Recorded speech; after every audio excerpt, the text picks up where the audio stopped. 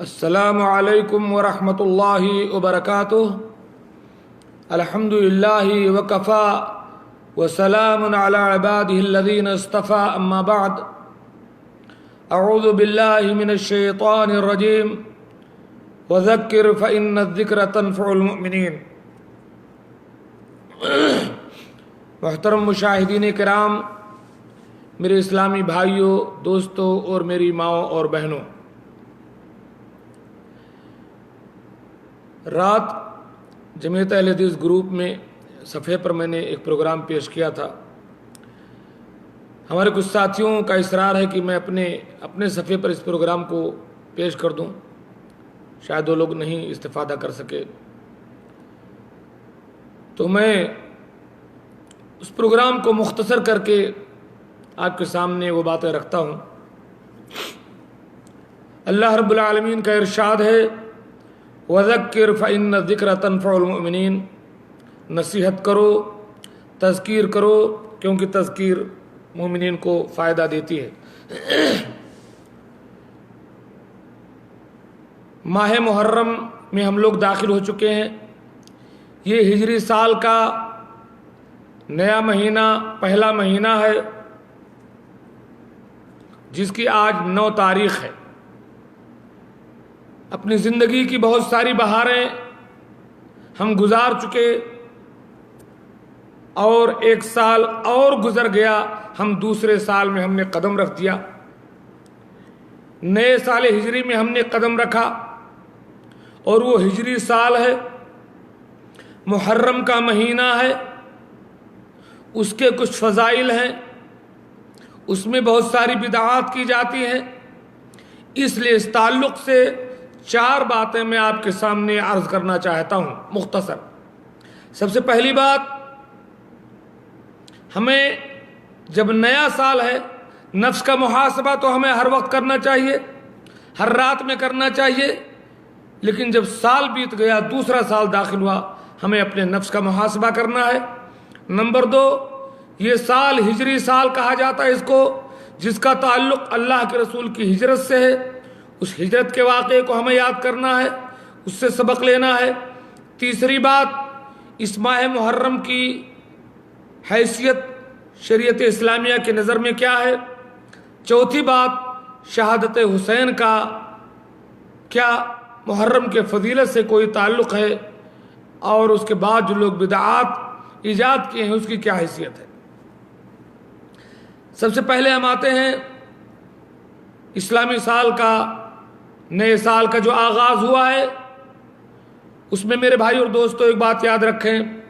اللہ رب العالمین فرماتا ہے، یا ایھا الذین آمنوا اتقوا اللہ ولتنظر نفس ما قدمت لغد۔ اے ایمان والو، اللہ سے ڈرو، اور ہر ذی روح اپنا حساب کرے، اپنا محاسبہ کرے کہ کل کے لیے اس نے کیا کیا ہے، کیا اکٹھا کیا ہے۔ جس طریقے سے ایک تاجر سال بھر دکان چلانے کے بعد، سال بھر کاروبار کرنے کے بعد، سال کے آخر میں نیا سال شروع ہونے سے پہلے اپنے کاروبار کا، اپنے تجارت کا، اپنے نفع و نقصان کا، اپنے لین دین کا حساب کرتا ہے کہ اس نے کتنا فائدہ اٹھایا، کتنا نقصان اٹھایا، اسے کیا کرنا ہے، کیا نہیں کرنا ہے، آگے اس کی ایکٹیویٹی کیا ہوگی، اس کی پلاننگ کیا ہوگی اپنی تجارت کے بارے میں۔ وہ ایک کامیاب تاجر ایسا کرتا ہے، تو ہم بھی تاجر ہیں، ہماری پوری زندگی تجارت ہے۔ اللہ رب العالمین فرماتا ہے، یا ایھا الذین آمنوا هل ادلکم علی تجارۃ تنجیکم من عذاب علیم۔ اے ایمان والو، کیا میں تم کو ایک ایسی تجارت نہ بتلا دوں جو تمہیں عذاب علیم سے بچا لے۔ ہماری زندگی تجارت ہے۔ تؤمنون باللہ ورسولہ وتجاہدون فی سبیل اللہ باموالکم وانفسکم۔ وہ تجارت کیا ہے کہ تم ایمان لاؤ اللہ اور اس کے رسول پر، اور اپنے مال اور جان کے ساتھ اللہ کی راہ میں جد و جہد کرو۔ تجارت میں آدمی کیا کرتا ہے، محنت کرتا ہے، اس کا پھل ملتا ہے، کوئی چیز دیتا ہے، کچھ اسے ملتا ہے۔ تو ہم بھی اپنی زندگی میں تجارت کرتے ہیں. نیک عمل کریں گے اس کا بدلہ اللہ تعالیٰ دے گا، برا عمل کریں گے اس کی سزا ملے گی. تو یہ پوری زندگی ایک تجارت ہے. اس تجارت کا ہمیں سال کے آخر میں بلکہ روزانہ حساب کرنا ہوگا. صحیح مسلم کی حدیث ہے، اللہ کے رسول صلی اللہ علیہ وسلم نے فرمایا کل الناس یغدو، ہر انسان صبح صبح نکلتا ہے. فبائع نفسہ، وہ اپنے نفس کی تجارت کرتا ہے، اپنی زندگی کا کاروبار کرتا ہے. فمعتقها او موبقها، اب اس تجارت میں یا تو اپنے آپ کو جہنم سے آزاد کر لیتا ہے، ہلاکتوں اور نقصان سے آزاد کر لیتا ہے، یا اپنے آپ کو ہلاک کر دیتا ہے. تو یہ ہماری پوری زندگی ایک تجارت ہے، لین دین ہے، خرید و فروخت ہے. اگر ہم نے صحیح راستہ اختیار کیا تو جنت ہے، اور اگر ہم بھٹک گئے تو جہنم ہے. اس لیے سال کے آخر میں نیا سال شروع ہونے سے پہلے ہم ضرور اپنی زندگی کا حساب کر لیں کہ ہم نے کتنی نیکیاں کی، کتنی برائیاں کی، پچھلے سالوں میں ہماری کتنی نمازیں ضائع ہوئیں، کتنے لوگوں سے دشمنی رہی،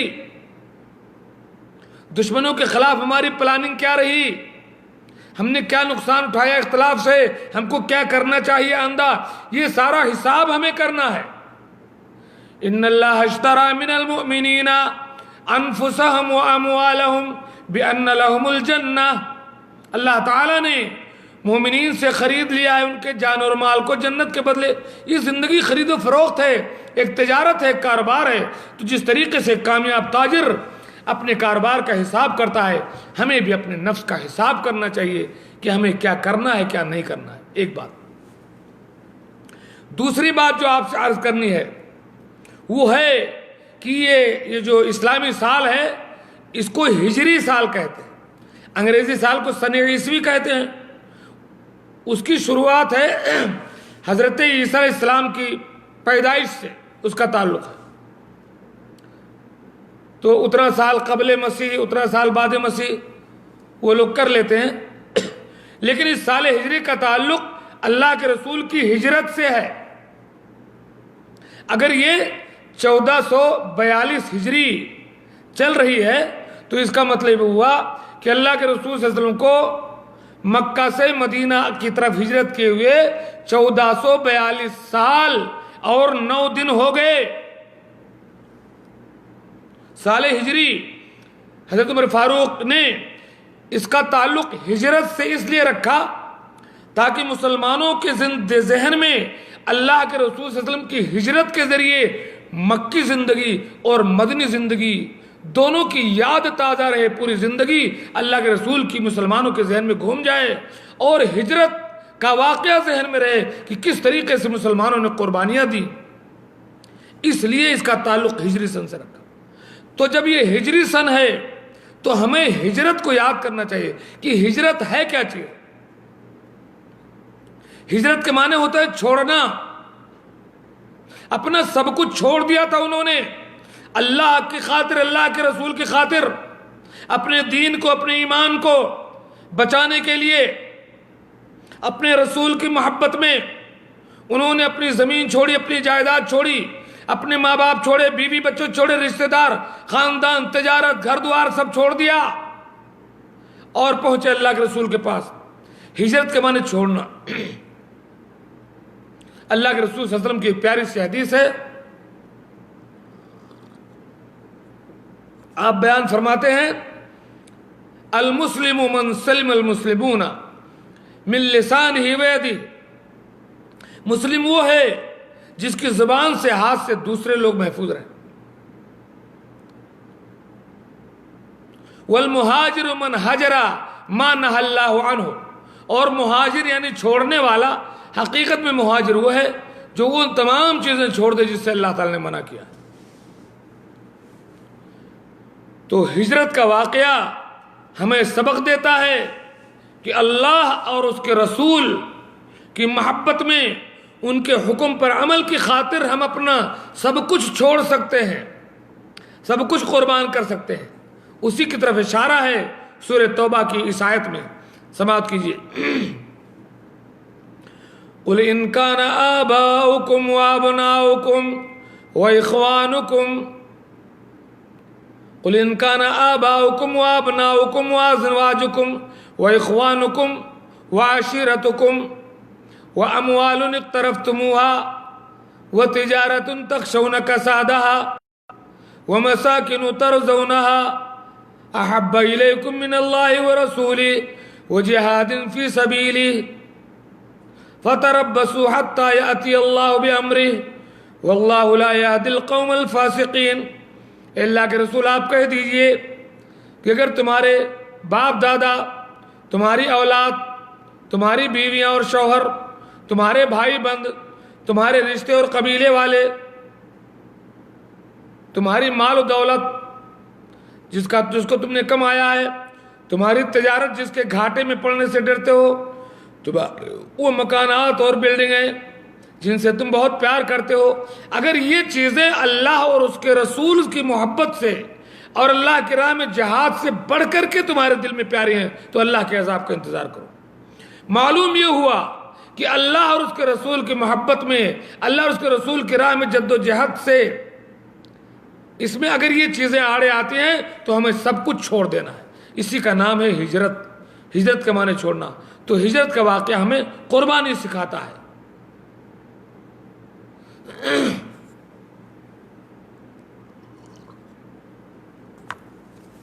تیسری بات جو عرض کرنی ہے میرے بھائی اور دوستو، وہ ہے اس ماہ محرم کی شرعی حیثیت کیا ہے۔ اللہ کے رسول صلی اللہ علیہ وسلم نے اس ماہ محرم کو مقام کیا دیا ہے۔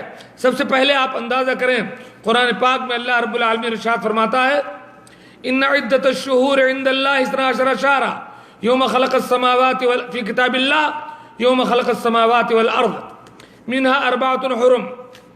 مہینوں کی گنتی اللہ رب العالمین کے پاس جس دن سے اس نے زمین و آسمان کو پیدا کیا ہے، اس کی کتاب میں مہینوں کی گنتی 12 ہے، اس میں 4 مہینے حرمت والے ہیں۔ اور وہ 4 مہینوں میں کون کون مہینہ ہے؟ ذوالقعدہ، ذوالحجہ اور محرم اور رجب۔ تو یہ مہینہ قرآن کہتا ہے حرمت والا ہے، احترام کا مہینہ ہے، نیکی کمانے کا مہینہ ہے، اللہ رب العالمین کی حدود کے لحاظ کرنے کا مہینہ ہے۔ اس لحاظ سے قرآن پاک کی دلیل سے اس مہینے کا بہت بڑا مقام ہے۔ اور حدیث پاک کے حساب سے اللہ کے رسول صلی اللہ علیہ وسلم کا ارشاد ہے، صحیح مسلم کی حدیث ہے، افضل الصیام بعد رمضان شہر اللہ المحرم۔ رمضان کے روزوں کے بعد سب سے افضل روزے محرم کے روزے ہیں۔ ان محرم میں کثرت سے جو احباب رکھ سکتے ہو نفلی روزے رکھیں۔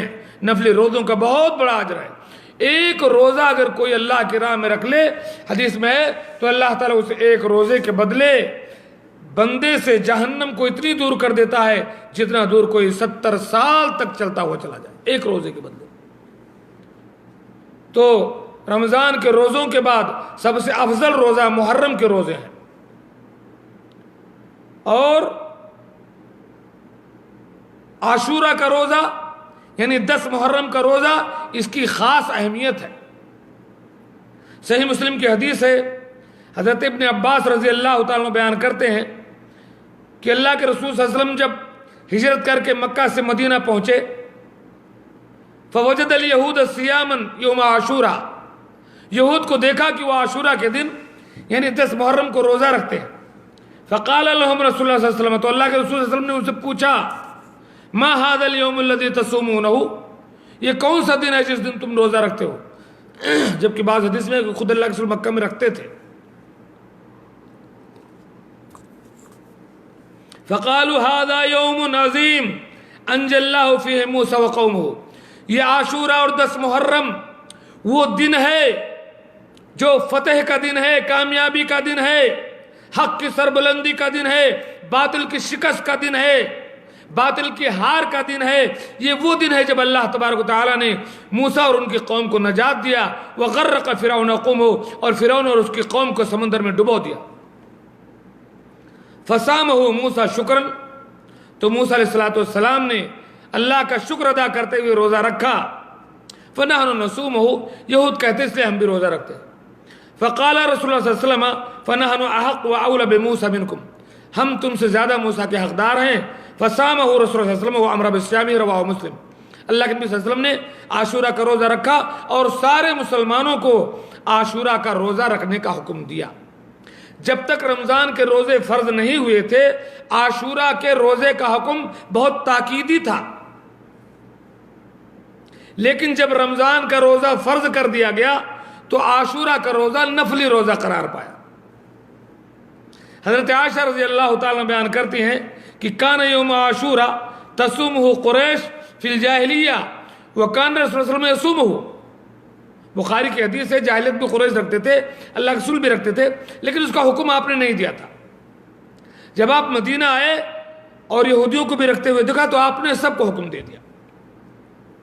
فلما فرض رمضان، جب رمضان کا روزہ فرض کر دیا گیا، ترک صوم عاشورہ، تو عاشورہ کے روزے کا حکم دینا چھوڑ دیا، تاکیدی حکم اس کا چھوڑ گیا. فمن شاء صامہ ومن شاء ترک، اب جو چاہے اس کو رکھے، جو چاہے چھوڑ دے. جو رکھے گا 10 محرم کا روزہ اس کے پچھلے 1 سال کے گناہ معاف ہو جائیں گے. 10 محرم کا روزہ رکھنے سے پچھلے 1 سال کے گناہ معاف ہو جائیں گے. حضرت ابو قتادہ رضی اللہ تعالیٰ عنہ سے روایت ہے، صحیح مسلم کی حدیث ہے، ان رسول اللہ صلی اللہ علیہ وسلم سئل یوم عاشورہ فقال احتسب علی اللہ ان یکفر السنۃ التي قبلہ. عاشورہ کے روزے کے بارے میں اللہ تعالیٰ سے میں امید کرتا ہوں کہ پچھلے 1 سال کے گناہ اللہ تعالیٰ معاف فرما دے گا.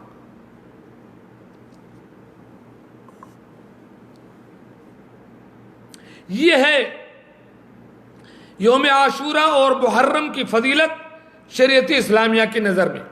اب جو اس کے خلاف کرے گا وہ بدعتی قرار پائے گا.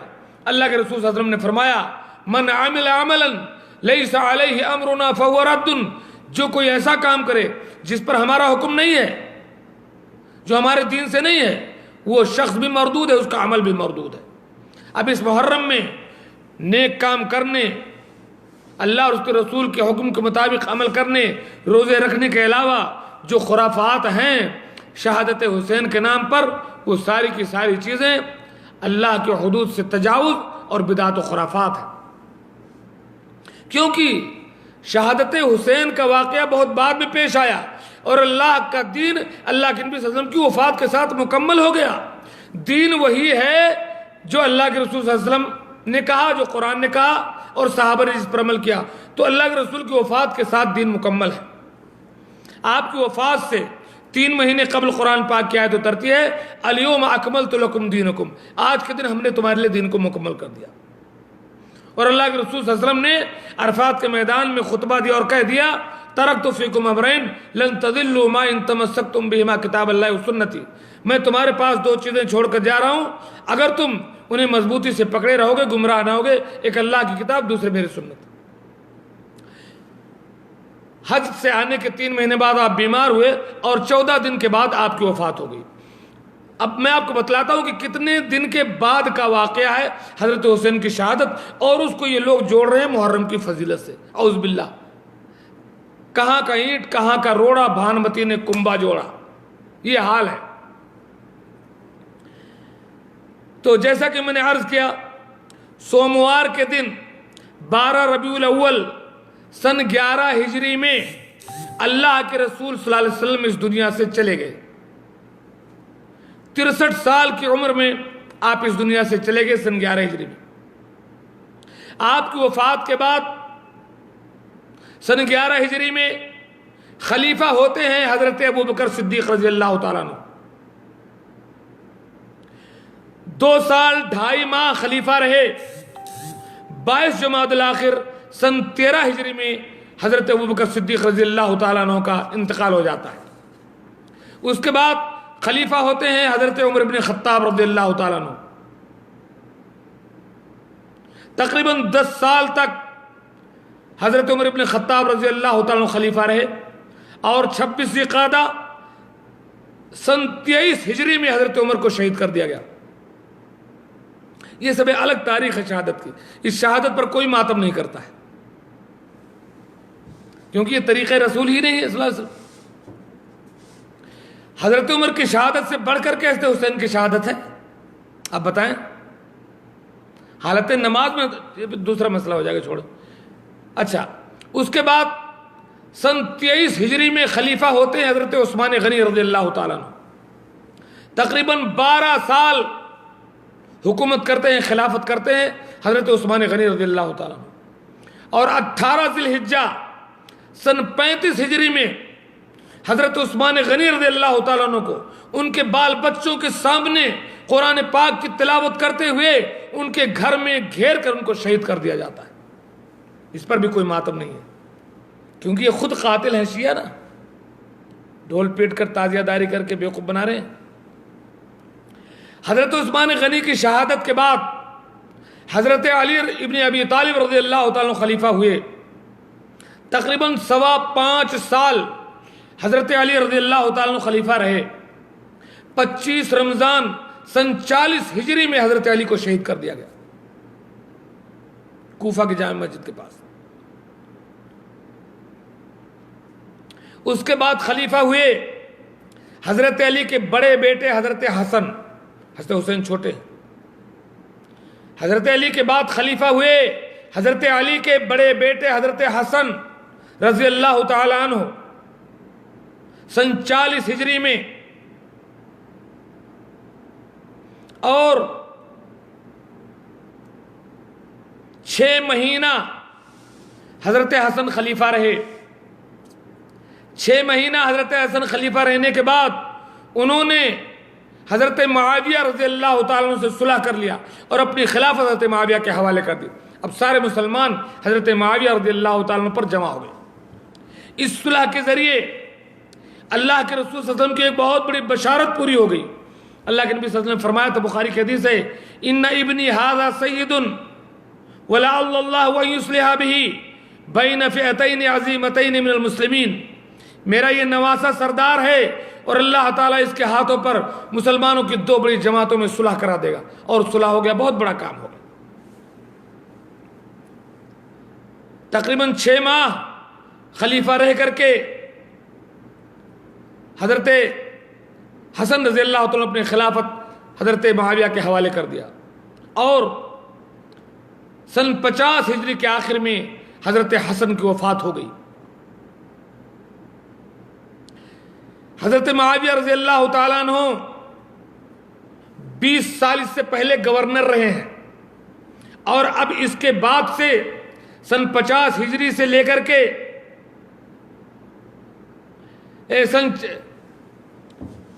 اس کے بعد سے 20 سال حضرت معاویہ پھر امیر رہتے.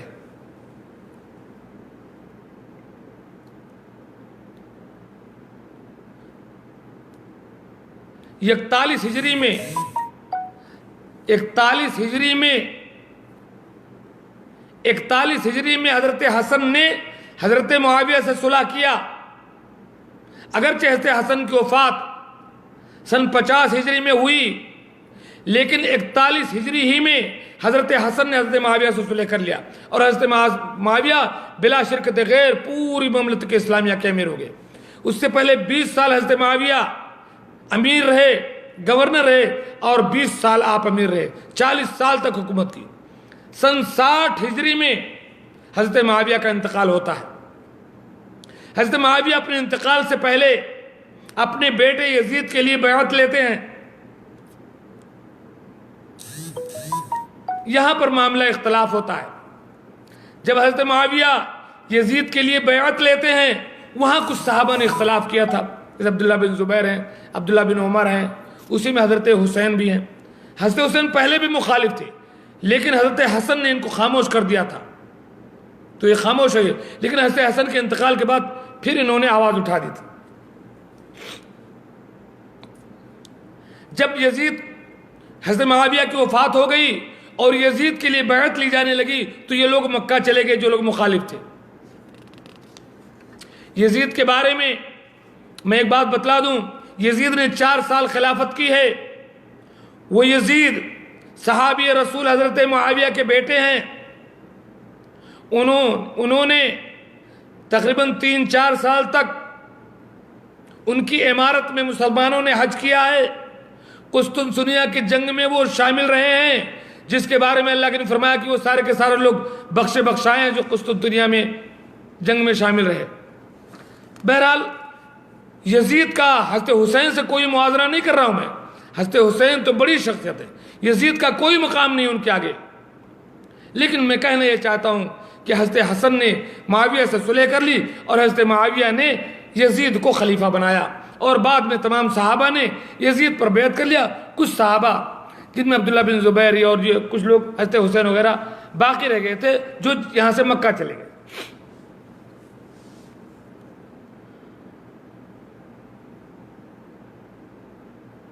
جب یہ مکہ چلے گئے، اب بات یہ ہے کہ حضرت حسین کوفہ کیسے پہنچے، کیسے ان کی شہادت ہوئی؟ تو حقیقت یہ ہے کہ کوفیوں نے یہ تو اسلام میں اختلاف ڈالنا چاہتے تھے، انہی کی سازش سے، شیعوں کی سازش سے تو عثمان شہید ہوئے، حضرت علی شہید ہوئے، اور اب بھی یہ لوگ کرنا چاہتے تھے۔ انہوں نے کہا کہ ہم یزید کو خلیفہ نہیں مانتے، حضرت حسین کو خطوط لکھنا شروع کیا کہ آپ آؤ ہم آپ کو خلیفہ بناتے ہیں۔ بہت سارے خطوط لکھے، کان بھر دیا حضرت حسین رضی اللہ تعالیٰ عنہ کا کہ آپ آئیے ہم آپ کو خلیفہ مانتے ہیں۔ حضرت حسین رضی اللہ تعالیٰ عنہ تیار ہو گئے، اور اس سے پہلے مسلم بن عقیل اپنے چچا زاد بھائی کو بھیجا کہ جاؤ پتہ لگاؤ کہ بات صحیح ہے۔ حضرت مسلم بن عقیل گئے،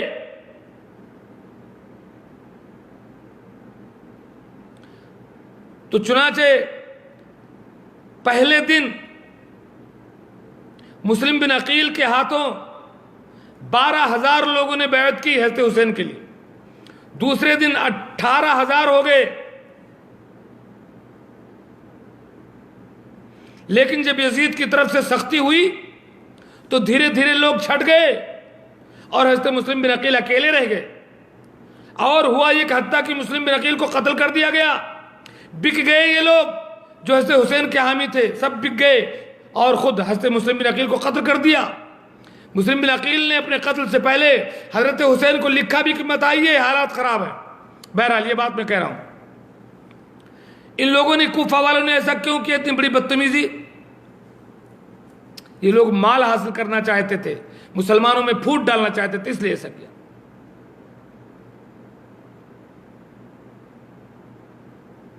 مسلم بن عقیل نے حضرت حسین کو خط میں لکھا تھا کہ اپنے بچوں کو لے کر کے واپس چلے جاؤ، اہل کوفہ تمہیں دھوکہ نہ دے دیں، تمہارے باپ ان سے تنگ تھے، اس لیے حسین یہاں مت آؤ۔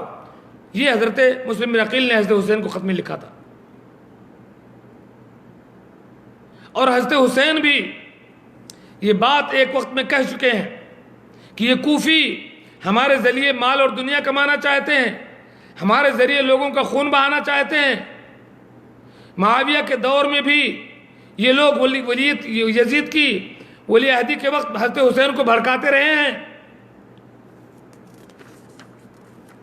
کوفہ جاتے ہوئے، جب حضرت حسین کوفہ جا رہے تھے مکہ سے سن 8 ذی الحجہ کو، جو کہ حج کے وقت تھا، اس وقت حضرت حسین مکہ سے نکل کر کوفہ گئے۔ بتائیے کس وقت میں؟ جب حضرت حسین کوفہ جا رہے تھے تو کوفہ کے 4 آدمی چھپ کر کے حضرت حسین سے ملے، جس میں مجمع العامری بھی تھا۔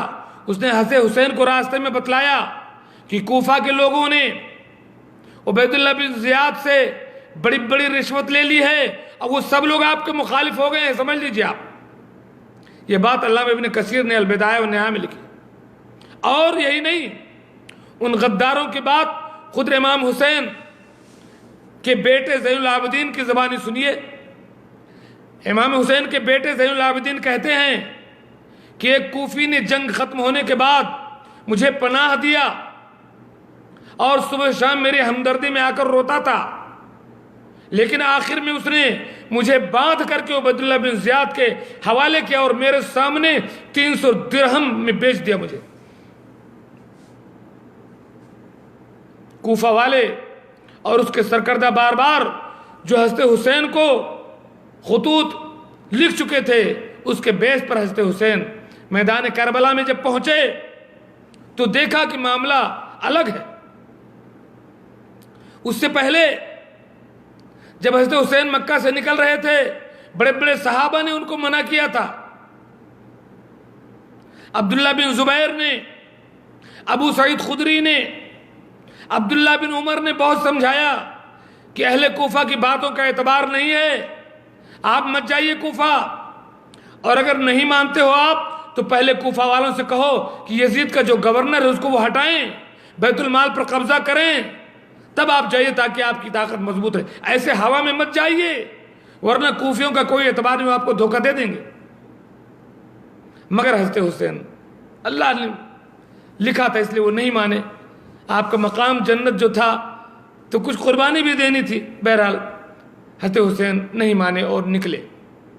عبداللہ بن عباس رضی اللہ تعالیٰ عنہ نے کہا، سمجھایا عبداللہ بن عباس نے کہ آپ اپنے بچوں کو لے کر تو کم سے کم نہ جاؤ، مجھے ڈر ہے کہ جیسے حضرت عثمان کو انہوں نے ان کے اہل و عیال کے سامنے قتل کیا تھا، آپ کے اہل و عیال کے سامنے بھی آپ کو قتل کر دیں گے۔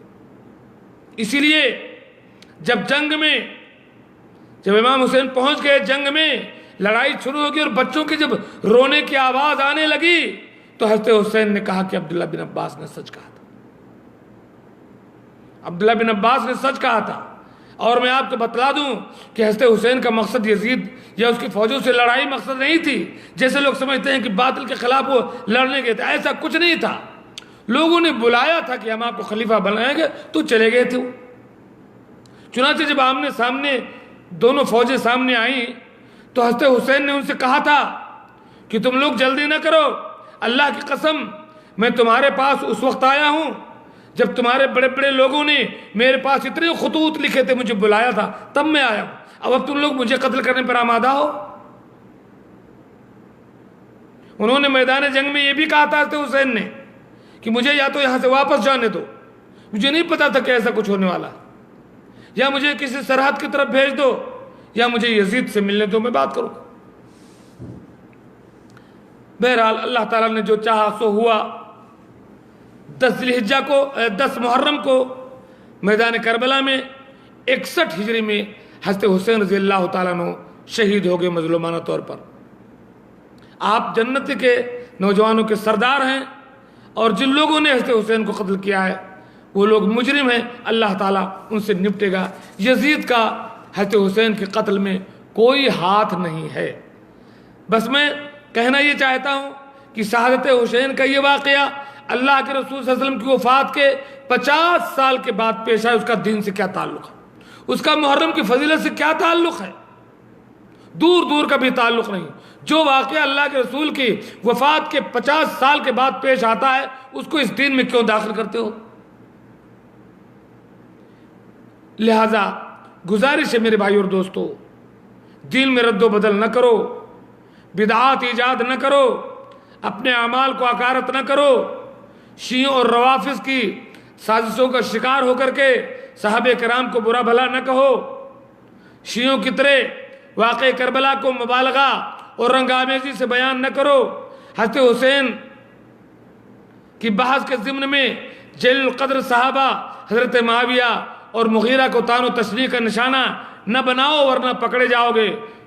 اللہ کے رسول صلی اللہ علیہ وسلم کا فرمان ہے، لا تسبوا اصحابی، میرے صحابہ کو گالی نہ دو، کیونکہ اگر تم احد پہاڑ کے برابر بھی سونا خرچ کر لو تو جتنا انہوں نے ایک مد یا آدھا مد خرچہ کیا ہے اس کو بھی تم نہیں پہنچ سکتے ہو۔ انہوں نے نبی کی صحبت پائی ہے، تمہاری کیا اوقات ہے؟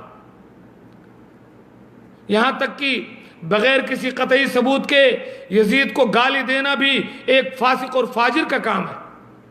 سباب المؤمن فسق، ایک موحد مومن تھا، وہ بلا کسی ثبوت اس کو گالی دینا فسق و فجور ہے۔ یزید ایک طرف صحابی رسول کا بیٹا ہے، دوسری طرف بخاری کی حدیث کے مطابق ان تمام لوگوں کے لیے جنت کی بشارت ہے جو قسطنطنیہ کی جنگ میں شامل ہوئے، اور ان میں یزید بھی تھا۔ محرم کے مہینے کو سوگ کا مہینہ سمجھ کر شادی بیاہ چھوڑنا غلط ہے۔ 10 محرم کو تعزیے نکال کر تعزیے کی تعظیم کرنا، پرستش کرنا، اس سے مرادیں مانگنا، منتیں مانگنا شرک ہے، کفر ہے۔ کھچڑا پکانا، حلیم پکانا، پانی کی سبیلیں نکالنا، اپنے بچوں کو رنگ برنگے کپڑے پہنا کر کے حضرت حسین کا فقیر بنانا دین میں بدعت و خرافات ہے۔ 10 محرم کو تعزیے اور ماتم کے جلوس میں شوق سے شریک ہونا، کھیل کود سے فائدہ اٹھانا، ان کے رونق میں اضافہ کرنا ہے، غلط ہے۔ 10 محرم کو مرثیہ خوانی کرنا، سینہ کوبی کرنا، نوحہ کرنا، شرکیہ کلمات ادا کرنا غلط ہے۔ 10 محرم کو حضرت حسین کے نام پر فاتحہ اور نظر و نیاز، یہ سب بدعات و خرافات ہیں، اس لیے کہ اللہ کے رسول صلی اللہ علیہ وسلم نے فرمایا، ابو داؤد کی صحیح حدیث ہے، اوصیکم بتقوی اللہ، میں تمہیں وصیت کرتا ہوں کہ اللہ سے ڈرو، والسمع والطاعہ، اور اپنے امیر کی سنو اور مانو، اگرچہ وہ کالا کلوٹا حبشی غلام ہو۔ تم میں کا جو کوئی میرے بعد زندہ رہے گا وہ بہت سارے اختلافات دیکھے گا، فعلیکم بسنتی وسنت الخلفاء المہدیین الراشدین، اختلاف کے دور میں تم میرے طریقے کو، میری سنت کو لازم پکڑنا، اور خلفاء راشدین کی سنت کو تمسکوا بہا، اس کو مضبوطی سے پکڑ لو، وعضوا علیہا بالنواجذ، اور اس کو دانتوں سے مضبوطی سے پکڑ لو، وَإِيَّاكُمْ وَمُحْدَثَاتِ الْأُمُورِ، اور خبردار دین میں نئی نئی باتیں ایجاد کرنے سے بچو، فَإِنَّ كُلَّ مُحْدَثَةٍ بِدْعَةٍ، دین میں ہر نئی چیز بدعت ہے، اور ہر بدعت گمراہی ہے، اور ایک حدیث میں ہے کہ ہر گمراہی جہنم میں لے جانے والی ہے۔ اللہ تعالی ہم تمام مسلمانوں کو نیک سمجھ عطا فرمائے، بدعت و خرافات سے بچائے، اور اپنے اعمال کا حساب لینے کی توفیق دے۔ اللہم ارنا الحق حقا وارزقنا اتباعہ، اے اللہ جو حق ہے اسے ہمیں حق بتلا دے اور حق بات کی اتباع کی توفیق دے۔ وارنا الباطل باطلا وارزقنا اجتنابہ، باطل کو باطل دکھا دے اور باطل سے بچنے کی توفیق دے۔ اللہ تعالی ہمارے گناہوں سے ہمیں محفوظ رکھے، ہمیں جہنم کے عذاب سے رہائی دے۔ اللہ تعالی ہمیں نیکیوں میں آگے بڑھنے کی توفیق دے اور ہمیں جنت الفردوس میں جگہ دے، آمین۔ وآخر دعوانا ان الحمدللہ رب العالمین۔ السلام علیکم ورحمۃ اللہ وبرکاتہ۔